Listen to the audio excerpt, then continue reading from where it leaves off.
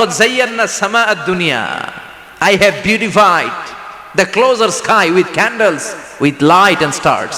আল্লাহ বললেন আমি দুনিয়ার আকাশকে তারা দিয়ে সুশোভিত করেছি। আকাশে তারা আছে না নাই? এগুলো এমনি এমনি হয়েছে না? তৈরি করছে কে? বিশ্বাস হয়? কোনো সন্দেহ আছে? এখন তো লাইটিং ফাইটিং এর যুগে তারার যে কি সৌন্দর্য আমরা বুঝি না। আমরা যখন ছোটবেলা গ্রামে যেতাম, রাতের বেলা তারার মেলা, কি সুন্দর, একটার চেয়ে একটা সুন্দর। শুকতারা, ধ্রুব তারা, সপ্তর্ষি মণ্ডল, 7টা তারার একটা চেইন আছে, চিনেন এগুলো? কি সুন্দর তারা! এগুলো তৈরি করে রেখেছে কে? প্রথম আকাশের মহাশূন্যকে আল্লাহ এই তারকা দিয়ে বিউটিফাই করেছেন। ইটস এ ক্যান্ডেল, আল্লাহ সাজিয়ে রেখেছেন। আমরা খালি চোখে যেটা দেখি এটা কিন্তু আকাশ না, এটা প্রথম আকাশ নয়। প্রথম আকাশ যে কত দূরে আমেরিকার নাসার বিজ্ঞানীরাও জানে না। খালি চোখে আমরা যা দেখি এটা প্রথম আকাশের মহাশূন্য। এর অনেক অনেক অনেক উপরে প্রথম আকাশ, এরপরে দ্বিতীয় আকাশের মহাশূন্যের স্তর শুরু, এরপরে দ্বিতীয় আকাশ, তারপরে তৃতীয় আকাশের মহাশূন্যের স্তর শুরু, তারপরে তৃতীয় আকাশ। একটার চেয়ে আরেকটা বড়। প্রথম আকাশের চেয়ে দ্বিতীয় আকাশ কত বড় বলি, আপনার হাতের আংটিটা যদি সাহারা মরুভূমিতে আপনি ছুঁড়ে ফেলে দেন, পুরো মরুভূমির তুলনায় আংটি যত ছোট, আল্লাহর দ্বিতীয় আসমানের তুলনায় আল্লাহর প্রথম আসমানটা ঠিক তত ছোট। একটার চেয়ে একটা বড়, একটার চেয়ে একটা বড়। সূর্য দেখে আমরা অবাক হয়ে যাই, 9,30,00,000 মাইল দূরে। এই পৃথিবীর চেয়ে 13 লক্ষ গুণ বড়। এটার সানশাইন, আলো আসতে পৃথিবীতে 8 মিনিট 18 সেকেন্ড লেগে যায়। আমরা মনে করছি সূর্যই বড়। আমরা বসে আছি মাইথার দিয়াতে, তাই না? এই জায়গাটার নাম কি? মাইথার দিয়া। কি খালি এতটুকু প্যান্ডেলের সমান? কত বড় মাইথার দিয়া! এই পুরো মাইথার দিয়া কোন থানায় পড়ছে? দাউদকান্দি। দাউদকান্দি হচ্ছে কুমিল্লার 16টা থানার একটা, ঠিক কিনা? 16 থানা মিলে কুমিল্লার একটা জেলা। এরকম কয়টা জেলা আছে?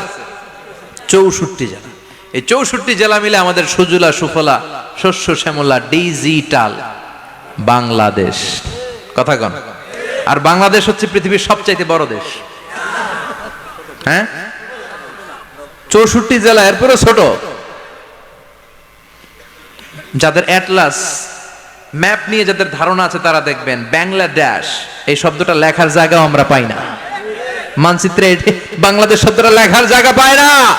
বিআরএ উঠে যায় ইন্ডিয়ার উপর, আর ডিএসএ উঠে যায় আবার ইন্ডিয়ার উপর। মাঝখানের 2টা অক্ষর বাংলাদেশের উপরে পড়ে। চিল্লায় বলেন ঠিক কিনা? কত ছোট দেশ। পাশের ইন্ডিয়া 20-25 গুণ বড়। ইউরোপ আমেরিকার অনেক দেশ আছে, আমেরিকাই বাংলাদেশের চেয়ে 100 গুণ বড়। কানাডা কয়েকশো গুণ বড়, রাশিয়া কয়েকশো গুণ বড়।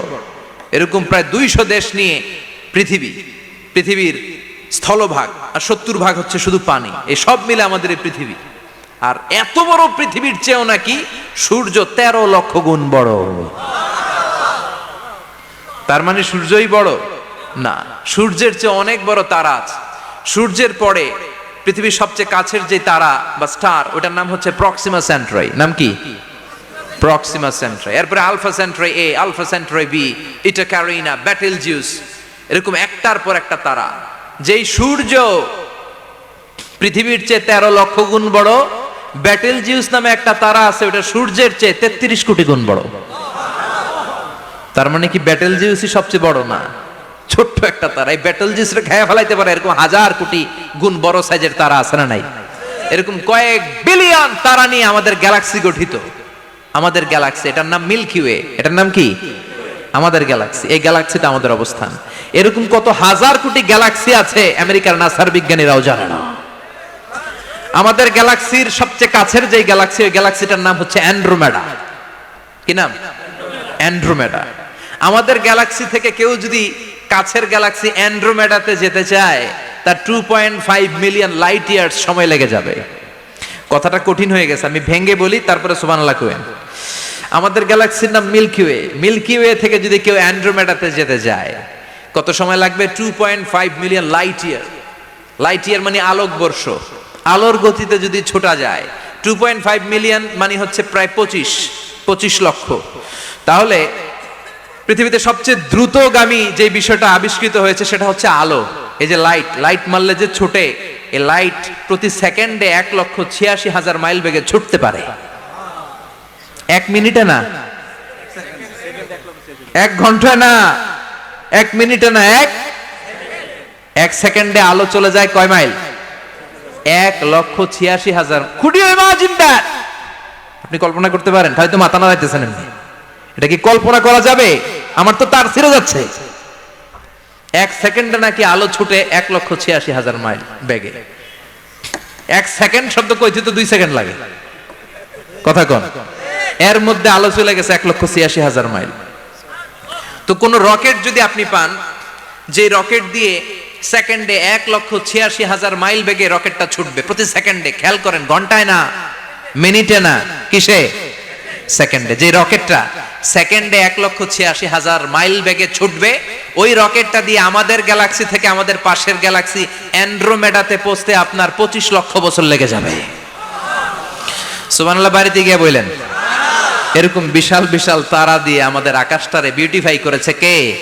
এজন্য আল্লাহ বললেন, ওয়ালাকাদ যায়্যানাস সামাআদ দুনিয়া বিমাসাবিহা ওয়া জাআলনাহা রুজুমাল লিশ-শায়াতিন। আমি এই দুনিয়ার আকাশটারে সুন্দর সুন্দর তারকারাজি লাইটের মতো সেটিং করে সুশোভিত করেছি, আবার এই তারকা দিয়ে আমি শয়তানদেরকে প্রহারও করেছি। সুবহানাল্লাহ। শয়তানদেরকে আল্লাহ তারা মেরে আঘাত করে। সুবহানাল্লাহ বলেন। এরপরে এই সূরার প্রথম রুকুর শেষে আল্লাহ বললেন, ওয়াসিররু কাওলাকুম আও ইজহারু বিহি ইন্নাহু আলিমুম বিযাতিস সুদূর আলা ইয়ালামু মান খালাকা ওয়া হুয়াল লাতীফুল খাবীর।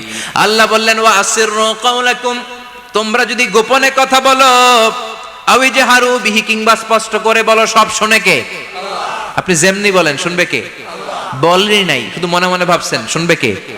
সুবহানাল্লাহ কইবেন না?